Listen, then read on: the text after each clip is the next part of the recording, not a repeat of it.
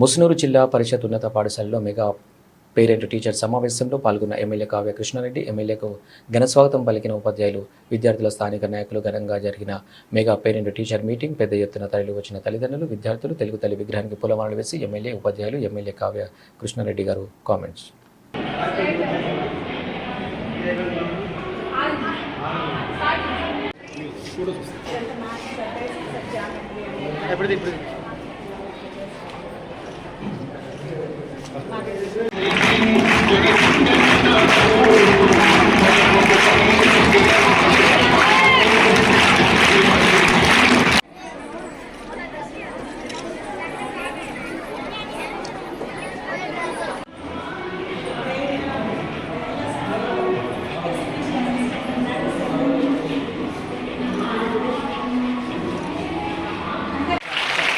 Very good, very good.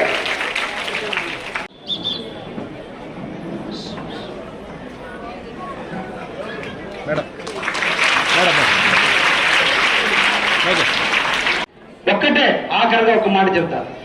క్లాసులో ఎంతో మంది మిత్రులు ఉన్నారనేది కాదు, ఒక మంచి మిత్రురాలను సంపాదించుకోండి. నువ్వు బాధపడుతుంటే కళ్ళ నీళ్ళు తుడిసే మిత్రులై ఉండాలి. నువ్వు చెడిపోతుంటే చెడగొట్టకుండా బాగుపరిచే మిత్రులే ఉండాలి. నువ్వు పొగిడి గర్వపడుతుంటే గర్వం కాదు నేల మీద నడవకుండా అడుగుదొక్కే మిత్రులే ఉండాలి. నువ్వు ఎదుగుతున్నప్పుడు ప్రోత్సహించే మిత్రురాలే ఉండాలి. ఎంతమంది ఉన్నారనే కాదు, ఒక్కరు మన పక్కన ఉంటే, ఒకే ఒక మిత్రురాలు మన పక్కన ఉంటే మన జీవితానికి ఎక్కడ తప్పడడుగేసిన తట్టి లేపేటువంటి మిత్రులు ఉండాలి. పొగిడేవాళ్ళు కాదు, విమర్శించే మిత్రులు ఉండాలి. పొగిడే వాళ్ళంతా కూడా గొప్పలు అనుకోవద్దు. పొగిడే వాళ్ళు నిన్ను చెడగొట్టడానికి పొగుడుతున్నారు తప్ప నిన్ను ప్రతిబింబించే, నిన్ను నేల మీద నిలబెట్టడానికి పొగుడుతున్నారన్న విషయాన్ని మీరు మర్చిపోండి. అందుకోసం ఒక్క మంచి మిత్రుడు. దీనికి వివేకానందుడు చెప్పిన ఒక సూక్తి చెప్తున్నా. మీ జీవితం అంతా కూడా ఒక నీటి బొట్టు లాంటిది, ఒక నీటి బొట్టు నీరు. ఈ నీటి బొట్టు ఒక మిత్రుడి దగ్గర పడితే ఎట్టుంటుంది అనే దానికి, బాగా ఎండలో ఉన్నటువంటి ఒక రాయి మీద పోయి ఆ నీటి బొట్టు పడితే ఆ బొట్టు నీరు ఆవిరైపోతుంది. అంటే ఒక చెడ్డవాడి దగ్గర పడితే మీ జీవితం నాశనం అవుతుంది. అదే ఒక నీటి బొట్టు నేల మీద ఉన్నట్టు మొలకెత్తే మొక్కను మొదట్లో పెడితే ఆ మొక్క చిగురిస్తుంది, పూలిస్తుంది, ఫలాలు ఇస్తుంది. అంటే ఒక మంచి వ్యక్తిని మీరు సంపాదించుకుంటే అతనిచ్చే సలహా మీ జీవితానికి వెలుగుకి దారితీస్తుంది. అదే ఒక నీటి బొట్టు సముద్రంలో కొన్ని వేల లీటర్ల వాటర్ ఉంది, కొన్ని అక్కడ ముత్యపు చెప్పులు ఉంటాయి. ఎప్పుడు ముత్యపు చెప్పులు ఉప్పు నీళ్ళైనా ఉంటాయి, కానీ ఎప్పుడైతే ముత్యపు చెప్పులో చినుకు తోర రూపంలో ఉన్న మంచి నీళ్లు పోయి ముత్యపు చెప్పులో పడితే ముత్యంగా మారుతుంది. మీ తల్లుల మెడలో ఆభరణంగా మారుతుంది. మీ జీవితం ఒక ఆభరణం కావాలంటే ఒక మంచి మిత్రురాన్ని ఎన్నుకోండి అని చెప్పి సందర్భంగా మీకు అందరూ కూడా తెలియజేస్తుంది. ఇటువంటి మంచి కార్యక్రమాల్లో నన్ను పాల్పంచుకునే దానికి ఇంకా మీతో చాలా మాట్లాడాలి, కానీ నాకు ఇంకొక స్కూల్ కూడా ఆహ్వానం పలుకున్నారు. కానీ ఇందాక ఆ పిల్లలు ఒక లంబాడి నృత్యం, కోవి నృత్యం నిజంగా వాళ్ళు చేసినందుకు పాపం మీకు పెద్దవాళ్ళ శిరస్సు నుంచి నమస్కరిస్తున్నా. మీకు అటువంటి నృత్యాలు చేస్తున్న గురువులందరినీ కూడా నిజంగా అభినందిస్తూ మిమ్మల్ని ఆశీర్వదిస్తూ, ఇంకెప్పుడైనా కాంపిటీషన్ పోయినాడు నన్ను ఒక ఎమ్మెల్యేగా కాదు, ఈ స్కూల్ కాపు కాసే వ్యక్తిగా ఏదైనా అవసరం ఉంటే తప్పకుండా ఈ కాలేజీకి సంబంధించిన అధ్యాపకులు కానీ ప్రిన్సిపల్స్ కానీ అందరూ కూడా సహాయ శాఖలను అడిగే దాంట్లో అండగా ఉంటానని కూడా మీకు అందరికి కూడా హామీ ఇస్తూ, ఇది మా నియోజకవర్గం, ఇక్కడ ఉన్నటువంటి వాళ్ళంతా కూడా మా ప్రాంత ప్రజలు, పేదవాళ్ళు, నాలాగే పేద కుటుంబం నుంచి వచ్చినటువంటి వాళ్ళు, కష్టాలు తెలుసు, బాధలు తెలుసు, ఇబ్బందులు తెలుసు. నేను కూడా కూలి పని చేసుకుని వచ్చి ఈ రోజు ఈ స్థాయికి వచ్చినటువంటి వాళ్ళే కాబట్టి ప్రతి ఒక్కరి కష్టం నాకు తెలుసు కాబట్టి నా నుంచి వచ్చిన ప్రతి మాట హృదయపూర్వకంగా వచ్చింది కాబట్టి ఇటువంటి మా తల్లులు, మా పిట్టలు చదువుకున్నటువంటి ఈ కళాశాలకి ఏం అవసరం వచ్చినా ఎల్లవేళ కాపు చేసేదానికి మేము ఎప్పుడు సిద్ధంగా ఉంటామని కూడా ఈ ప్రిన్సిపల్ గారికి హామీ ఇస్తూ, మీ స్కూల్లో ఒక పాపొచ్చి ఉన్న రోజున పాపను కలిసింది. ఆ గుంటను కూడా అతి తొందరలో నిధులు లేకపోతే నా సొంత ఒక మంచి కార్యక్రమంలో పాల్గొంటున్న ఆనందంగా ధన్యవాదాలు. ప్రభుత్వాలు ఎన్నో ఉన్నాయి.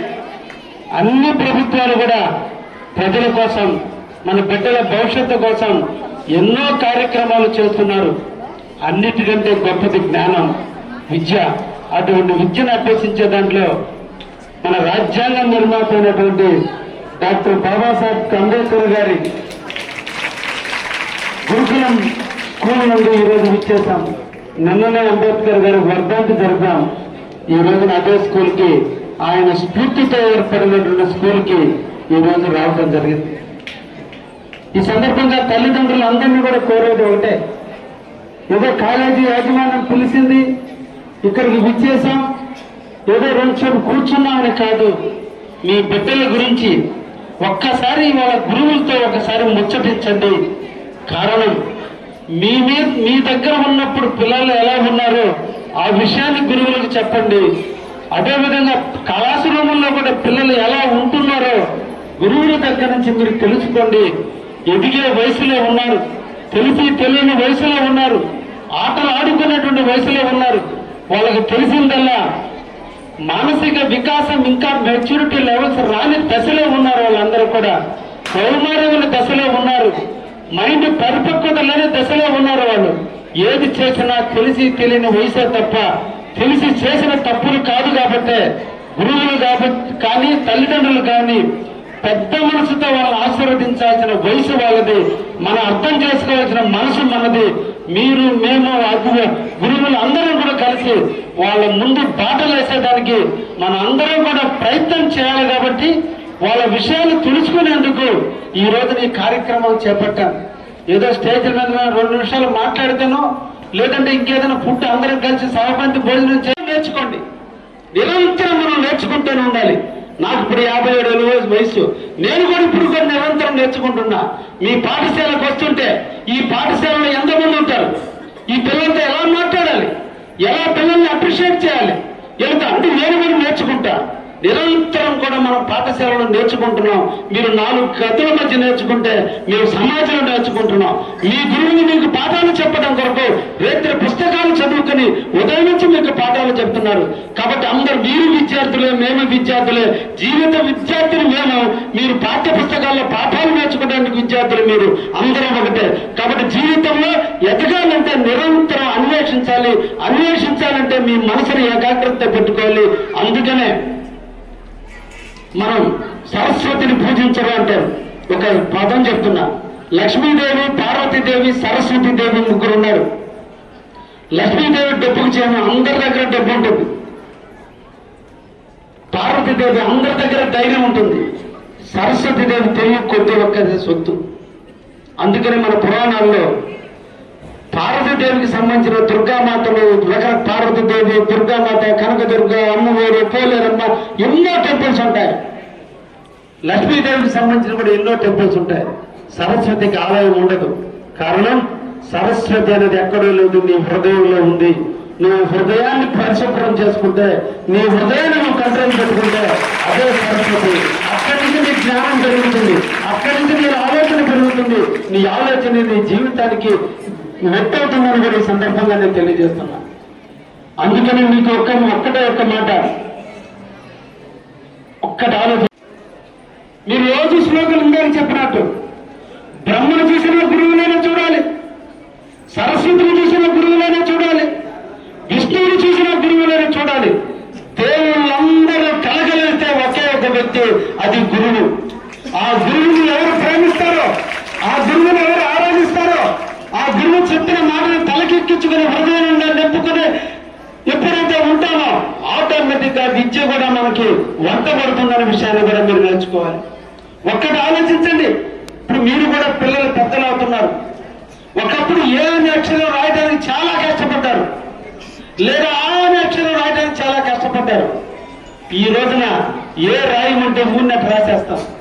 ఒకప్పుడు ఈ కష్టం ఇష్టంగా మలుచుకుంటే, నాటి కష్టం ఇష్టంగా మలుచుకుంటే అది ఎంత సుఖమైందో, ఎంతటి కష్టాన్ని మనం ఇష్టంగా మార్చుకుంటే మీకంటే తోపులు లేరు, మీకంటే అదృష్టవంతులు లేరు, మీకంటే ధైర్యవంతులు లేరు, మీకంటే విజేతలు కూడా ఎవరు లేరు అనే విషయాన్ని ఒకటే గుర్తుపెట్టుకోండి. ఒక్కటి ఆలోచించండి విద్యార్థినిలాగా. తల్లిదండ్రులకు 2 బిడ్డలు పుడితే తల్లిదండ్రులు మీ ఇద్దరిని ఒక్కటిగానే చూస్తారు.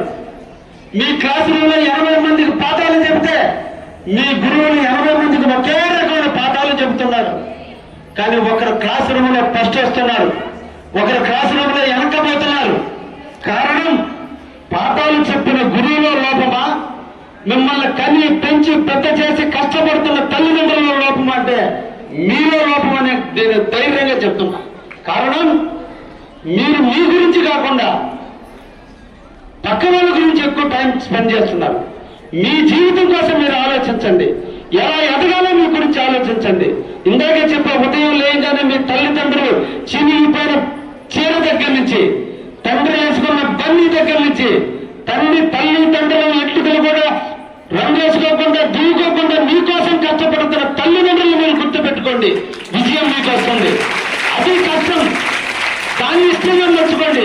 రేపు నేను ఎదిగిన రోజు నా తల్లిదండ్రుల వృద్ధాప్యంలో ఈ రోజు నన్ను ఎలా ముద్దాడారో, ఎలా నన్ను శుద్ధంగా శుభ్రపరుస్తున్నారో, అదేవిధంగా వృద్ధాప్యంలో నా తల్లిదండ్రులకు నేను చూసుకోవాలి అనే నమ్మకం రావాలంటే నువ్వు నీ తండ్రి పట్ల కష్టపడకూడదంటే ఈ రోజు గురువులు చెప్పిన పాఠాలు వినాలి, గురువులు చెప్పిన దాన్ని తెలుసుకోవాలి, గురువుల ద్వారా ఆస్వాదించాలి, దాన్ని చదువు నేర్చుకుని ఉత్తీర్ణత పొందాలి, జీవితంలో ఎదగాలి. ఈ రోజే మీరు కళ్ళ కనాలి.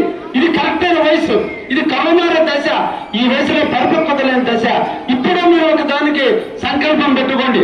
నా జీవితంలో ఇందాక చిన్న పాప 10th క్లాస్ ఏమవుతామంటే కలెక్టర్. అది ధైర్యం. ఫస్ట్ మీలో ఉండాల్సింది ఒక ధైర్యం, ఆత్మస్థైర్యం. నీ మీద నీకు నమ్మకం ఉండాలి. ఎవరో ఏదో చేస్తారు, ఎవరో నన్ను ఇబ్బంది పెడతారు, నన్ను పడగొడతారంటే ఎవ్వరు పడగొట్టలేడు.